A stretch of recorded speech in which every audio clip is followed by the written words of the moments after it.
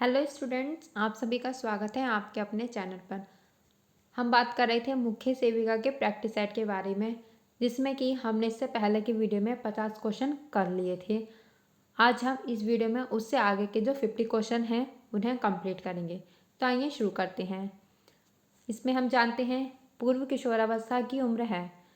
तो पूर्व किशोरावस्था की उम्र क्या है? पूर्व किशोरावस्था की उम्र है 13 से 17 वर्ष। नेक्स्ट, किस अवस्था में सामाजिक विकास में यौन विरोध की भावना पाई जाती है? क्वेश्चन में पूछा है यौन विरोध की भावना, तो इसका राइट आंसर है उत्तर बाल्यावस्था। उत्तर बाल्यावस्था में बालक के प्रति आकर्षण होता है, जबकि बालिका के प्रति आकर्षण देखने को मिलता है। जबकि किशोरावस्था में विपरीत लिंग के प्रति आकर्षक देखने को मिलता है। तो इसका राइट आंसर हुआ सी। नेक्स्ट बात करते हैं हम, शिशु पालन एवं समाजीकरण की प्रक्रिया का संबंध होता है विभिन्न साधनों या संसाधनों से, आंकड़ों एवं आहारों से, साधनों और आंकड़ों से, किसी से नहीं। तो इसका राइट आंसर होगा ए, विभिन्न साधनों या संसाधनों से शिशु पालन एवं समाजीकरण की प्रक्रिया का संबंध होता है। आइए आगे बढ़ते हैं। नवजात शिशु में कौन सी इंद्रिय सबसे कम विकसित होती है? देखना, सुनना, स्पर्श या सूंघना। तो नवजात शिशु में सबसे कम विकसित होने वाली इंद्री है सूंघना। Right answer is D. शिशुओं में ग्रास्पिंग, रूटिंग और शकिंग को कहते हैं। तो शिशुओं में ग्रास्पिंग, रूटिंग और शकिंग को कहते हैं हम एडेप्टिव रिफ्लेक्स, यानी right answer is D. Next बात करेंगे, मस्तकाधोमुखी विकास का अर्थ डैश विकास से होता है, सामान्य से विशिष्ट की ओर, विशिष्ट से सामान्य की ओर, सिर से पैर की ओर, केंद्रीय भाग से दूर की ओर। तो इसका राइट आंसर है सी, सिर से पैर की ओर। मस्तकाधोमुखी विकास का मतलब होता है सिर से पैर की ओर। नेक्स्ट बात करेंगे, वृद्धि के दौरान बच्चों को किस अमीनो अम्ल की आवश्यकता होती है? तो वृद्धि के दौरान बच्चों को लाइसिन, थियोनिन, हिस्टाडीन या वेलाइन, किस अमीनो अम्ल की आवश्यकता पड़ती है? तो इसका राइट आंसर होगा हिस्टाडीन। नेक्स्ट, जब दूध में यह डाला जाता है तो कैल्शियम से समृद्ध पनीर प्राप्त होता है। तो इसका आंसर बताइए। Acetic acid, citric acid, rennin या लाइपेज। इसका राइट आंसर होगा सिट्रिक एसिड। जब दूध में सिट्रिक एसिड डाला जाता है तो कैल्शियम से समृद्ध पनीर प्राप्त होता है। सिट्रिक एसिड में आप नींबू का रस, जैसे घर में हम लोग नींबू का रस डालते हैं तो दूध को फाड़ते हैं जिससे हमें पनीर प्राप्त हो जाए। आगे हम बात करेंगे, निम्न में से कौन सा शुद्ध तरल आहार नहीं है? फलों का रस, नींबू पानी, दाल का पानी या चाय। तो निम्न में से शुद्ध तरल आहार नहीं है, इसका राइट आंसर है चाय, यानी ऑप्शन डी। फलों और सब्जियों में सर्वाधिक विटामिन सी समृद्ध मिश्रण मिलता है। सेब और बैगन में, नींबू और फूलगोभी में, गोभी और संतरा में, पपीता और आलू में। तो इसका राइट आंसर होगा गोभी और संतरा में, यानी सी ऑप्शन। संतरा में सबसे ज़्यादा हमें विटामिन सी देखने को मिलता है। संतरे से भी ज़्यादा हमें आंवले में विटामिन सी देखने को मिलता है। तो इसका राइट आंसर होगा सी। अनाज और दाल के अंकुरण के बारे में क्या सही नहीं है? विटामिन सी की मात्रा ज़्यादा होना, विटामिन बी की मात्रा ज़्यादा होना, पोषण विरोधक अंश का ज़्यादा होना, पकाने में कम समय लगना। क्वेश्चन में पूछा है क्या सही नहीं है, तो इसका आंसर आप बताइए। देखिए, अनाज और दाल के अंकुरण से विटामिन सी की मात्रा ज़्यादा होती है, विटामिन बी की मात्रा भी बढ़ जाती है और पकाने में कम समय लगता है, जबकि पोषण विरोधक अंश का ज़्यादा होना ये नहीं होता है, यानी right answer is C. Next बात करेंगे, प्याज काटते वक्त हमें इस कारण रोना आता है? सल्फर यौगिक से, एंजाइम की क्रिया से, वाष्पशील सल्फुड्स के उत्पन्न से, सभी से। तो प्याज काटते वक्त हमें सल्फर यौगिक के कारण रोना आता है। स्ट्रॉबेरी व चेरी जैम को जमाने के लिए उनमें मिलाया जाता है? नमक, नींबू का रस, गंध कमल, आलू। तो इसका राइट आंसर क्या होगा? इसका राइट आंसर होगा नींबू का रस। स्ट्रॉबेरी या चेरी जमाने के लिए नींबू का रस मिलाया जाता है। नींबू के रस की कुछ बूंदें डाली जाती हैं जिससे कि स्ट्रॉबेरी और चेरी जो है वह जम जाए। नेक्स्ट बात करेंगे, निम्न में से कौन सी पैकिंग आपूर्तिक पैकिंग का उदाहरण है? टेट्रा पैक डिब्बा, कागज़ की थैली, दूध की बोतल, प्लास्टिक थैली या एल्यूमिनियम पड़। तो इसका राइट आंसर क्या होगा? इसका राइट आंसर है डी, ए और सी सही हैं। यानी टेट्रा पैक डिब्बा और दूध की बोतल को हम आपूर्तिक पैकिंग का उदाहरण मानते हैं। Right answer is D. Jam और जेली परिरक्षण के लिए चीनी का कितना सांद्रण रख सकते हैं? तो यहाँ पर पूछा है जैम और जेली परिरक्षण के लिए चीनी का कितना सांद्रण रख सकते हैं? 65%, 75%, 40% या 50%। तो इसका राइट आंसर होगा ए। नेक्स्ट हम बात करेंगे, दूध को चिपकाने के लिए इस्तेमाल किया जाने वाला समय और तापमान है। यहाँ पर चिपकाने का मतलब है पाश्चुरीकरण करना। तो दूध को पाश्चुरीकरण करने के लिए इस्तेमाल किया जाने वाला समय और तापमान है 72 डिग्री सेल्सियस 15 मिनट में, या 72 डिग्री सेल्सियस 15 सेकंड में, 72 डिग्री सेल्सियस 30 सेकंड में, या 72 डिग्री सेल्सियस 30 मिनट में। तो इसका राइट आंसर होगा बी, यानी 72 डिग्री सेल्सियस के तापमान पर दूध को 15 सेकंड तक गर्म करते हैं और फिर अचानक से ठंडा करते हैं। तो ये होता है दूध का पाश्चुरीकरण करना। नेक्स्ट बात करेंगे, गर्भावस्था में महिलाओं द्वारा अपने आहार में आयोडीन की पर्याप्त मात्रा न लेने से प्रायः शिशुओं में कौन सा रोग हो सक जाता है? मिक्सेडिमा, क्रेटिनिज्म, घेंगा या रिकेट्स। तो इसका राइट आंसर बताइए आप। इसका राइट आंसर होगा बी, क्रेटिनिज्म। गर्भावस्था में महिलाओं द्वारा अपने आहार में आयोडीन की पर्याप्त मात्रा न लेने पर शिशुओं को क्रेटिनिज्म नामक रोग हो जाता है।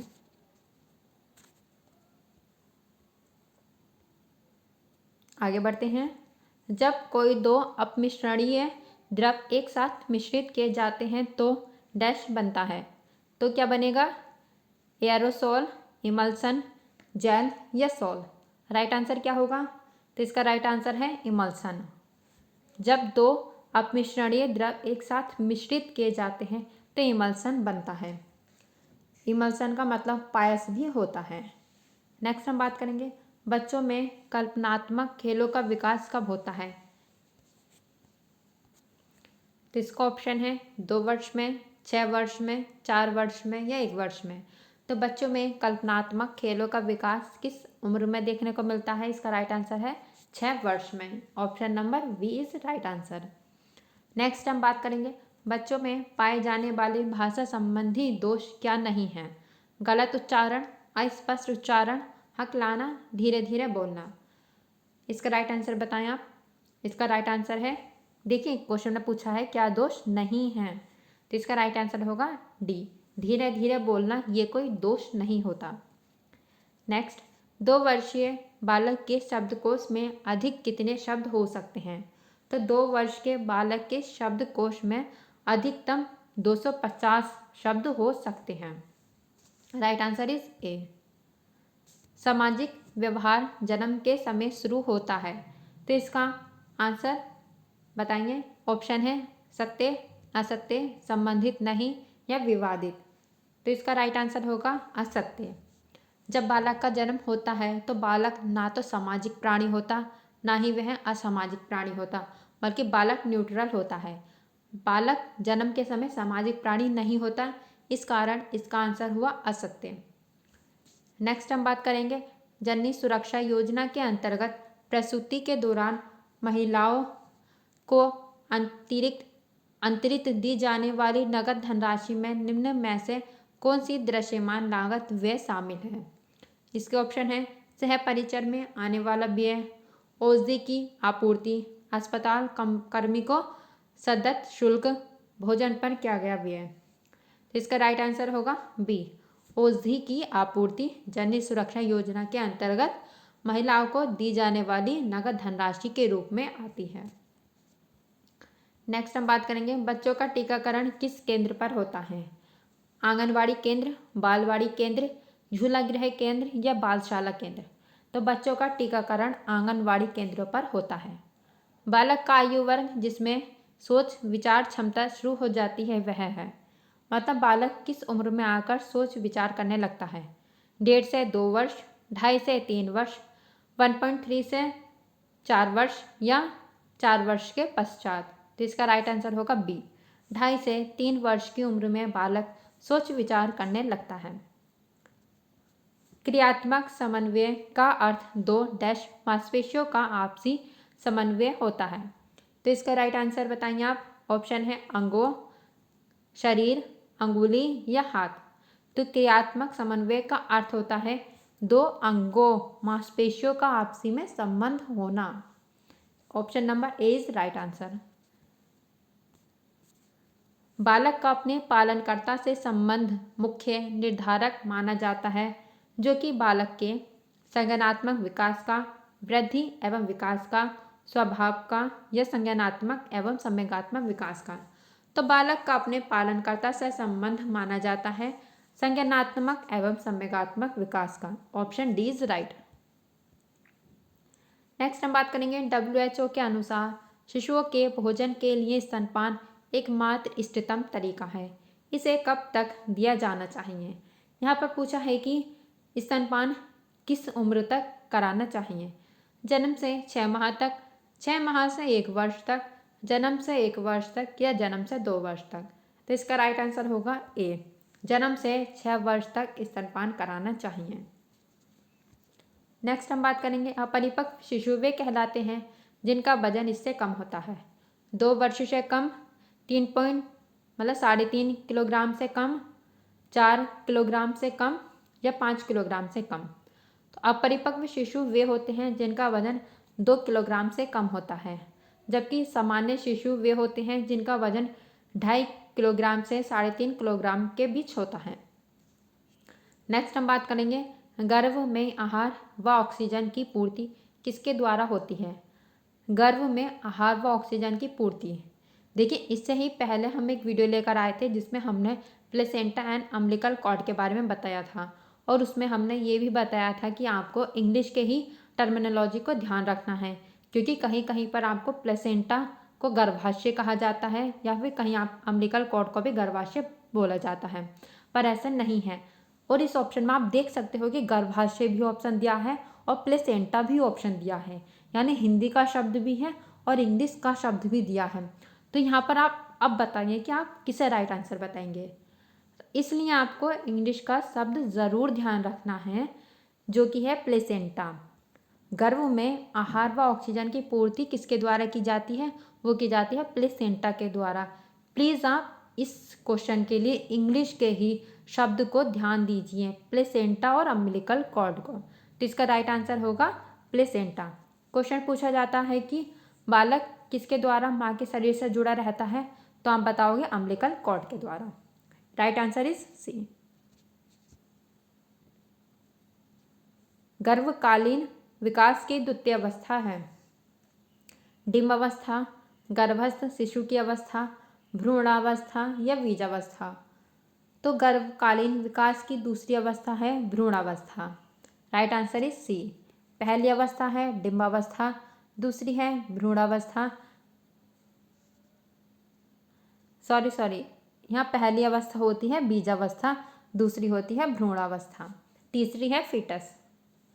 नेक्स्ट हम बात करेंगे मनुष्यों में गर्भावधि की लंबाई कितने दिन होती है, यानी प्रेगनेंसी पीरियड का टाइम पूछा है। 180 दिन, 200 दिन, 280 दिन या 300 दिन। तो मनुष्य में गर्भ की अवधि जो है वो 280 दिन की होती है। 280 दिन 9 माह। अंडाणु परिपक्व होता है 20 दिन में, 25 दिन में, 28 दिन में या 30 दिन में। तो अंडाणु परिपक्व होता है 28 दिन में। 28 दिन में हमें मेंस्ट्रुएशन साइकिल स्टार्ट हो जाती है। इनमें से कौन सी प्रक्रिया भोज्य पदार्थों में जीवाणु को जाने से रोकता है। तो यहाँ पर आपको 84 का आंसर बताना है। इसका राइट आंसर क्या होगा, इरेडिएशन, इरेडिएशन भोज्य पदार्थों में जीवाणु को जाने से रोकता है। इसका राइट आंसर है ए। किसी व्यक्ति का बॉडी मास इंडेक्स दर्शाता है कि वह बीमार है, मोटा है, कुपोषित है या उसकी लंबाई और वजन सही अनुपात में है। तो बीएमआई बॉडी मास इंडेक्स उसकी लंबाई और वजन सही अनुपात में है। आपको कमेंट बॉक्स में बीएमआई का फॉर्मूला बताना है। इसका राइट आंसर हुआ डी। आगे बढ़ते हैं। ऊर्जा मापने की अंतर्राष्ट्रीय इकाई है। ऊर्जा मापने की अंतर्राष्ट्रीय इकाई क्या है? Joule, kilo calorie, kilo joule या कैलोरी। यहाँ पर अंतर्राष्ट्रीय इकाई पूछा है तो इसका राइट आंसर होगा ए यानी जूल। नेक्स्ट, कुपोषण मानव शरीर में विभिन्न रक्षा प्रणालियों पर विपरीत प्रभाव डालता है। ऑप्शन है प्रतिजैवी निर्माण, फैगोसाइट क्रिया, ऊतक अखंडता, उक्त सभी। इसका राइट आंसर बताइए। इसका राइट आंसर होगा ऑल ऑफ दीज। प्रतिजैवी निर्माण, फैगोसाइटिक क्रिया, ऊतक अखंडता, उपरोक्त सभी इसके प्रभाव देखने को मिलते हैं। नेक्स्ट, भोजन के गैर पोषणीय घटक हैं रेशे या रफेज, जल, वर्ण यौगिक या उक्त सभी। इसका भी राइट आंसर है ऑल ऑफ दीज यानी उपयुक्त सभी। भोजन के गैर पोषणीय घटक हैं। जल से हमें 0 कैलोरी मिलती है, रेशे और रफेज से भी हमें 0 कैलोरी मिलती है। चलिए आगे बात करते हैं। वह भोजन जो एक पोषणीय दृष्टि से पूर्णतः अपर्याप्त होता है। मृदु भोजन, पूर्ण द्रव भोजन, स्पष्ट द्रव भोजन या नियमित भोजन। तो इसका राइट आंसर होगा ऑप्शन नंबर सी, स्पष्ट द्रव भोजन। यह पोषणीय दृष्टि से पूर्णतः अपर्याप्त भोजन है। कौन सा पोषक तत्व शरीर में सबसे बड़े प्रतिशत में मौजूद होता है?